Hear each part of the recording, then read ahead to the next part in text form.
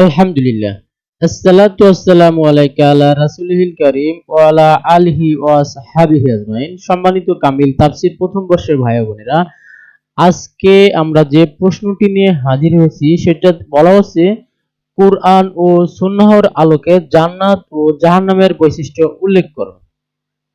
এটা সাজেশনের কত নম্বর প্রশ্ন? এটা সাজেশনের হচ্ছে 13 নম্বর প্রশ্ন।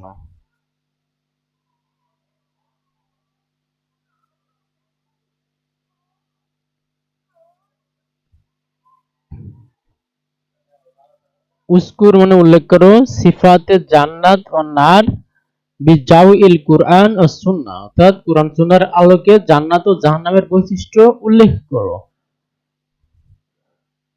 উত্তর, কুরআন সুন্নাহর আলোকে জান্নাত ও জাহান্নামের বৈশিষ্ট্যগুলি। আল্লাহ তাআলা মুমিন বান্দাগণের জন্য চিরসুখের জান্নাত সৃষ্টি করেছেন। এতে রয়েছে যাবতীয় নিয়ামত ও সুখের যাবতীয় উপকরণ। পাশাপাশি তিনি পাপী লোকদের জন্য জাহান্নামও সৃষ্টি করেছেন। এর জাহান্নামেরও কিছু বৈশিষ্ট্য রয়েছে। নিচে এই দুই সম্পর্কে আলোকপাত করা হলো। তো আমরা প্রথমে যেটা দেখব সেটা হচ্ছে জান্নাতের বৈশিষ্ট্য। নম্বর 1, জান্নাতে তুবা নামক একটি বিশাল বৃক্ষ থাকবে, তা এত দীর্ঘ যে একজন আরোহী শত বছর পথ চললেও এ গাছের ছায়া শেষ প্রান্তে পৌঁছাতে পারবে না, যাকে আল কুরআনে আজ-জিল্লুল মামদুদ বা দীর্ঘ ছায়া বলা হয়। নম্বর 2, আল্লাহ তাআলা বান্দার জন্য জান্নাতে এমন সুন্দরী হুর রেখেছেন যারা 70টি পোশাক পরা সত্ত্বেও বাইরে থেকে তাদের নালার মাংস ভেদ করে হাড়ের মজ্জা দেখা যাবে। সুবহানাল্লাহ।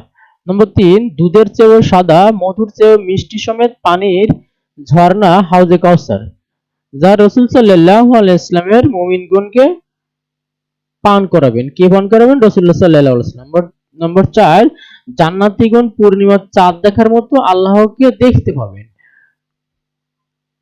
তারপরে আমরা জাহান্নামের বৈশিষ্ট্য দেখে আসি। যেহেতু সংক্ষিপ্ত প্রশ্ন, আমরা অত লং আলোচনা করব না, আমরা ছোট ছোট আলোচনা করব। 5টা নাম্বার নেওয়ার জন্য আমার 6টা অথবা 5টা পয়েন্ট দিলে ইনশাআল্লাহ যথেষ্ট। এবার জাহান্নামের বৈশিষ্ট্য। নম্বর 1, কিয়ামত দিবসে 70,000 ফেরেশতা জাহান্নামকে টেনে নিয়ে আসবেন। আল্লাহ তাআলা ইরশাদ করেন, এটা সূরা ফজরের 23 নম্বর আয়াত। নম্বর 2, জাহান্নামের 2টি চোখ, 2টি কান এবং কথা বলার মুখ থাকবে। নম্বর 3, যারা জাহান্নামী হবে তাদের দাঁত উহুদ পাহাড়ের মতো হবে।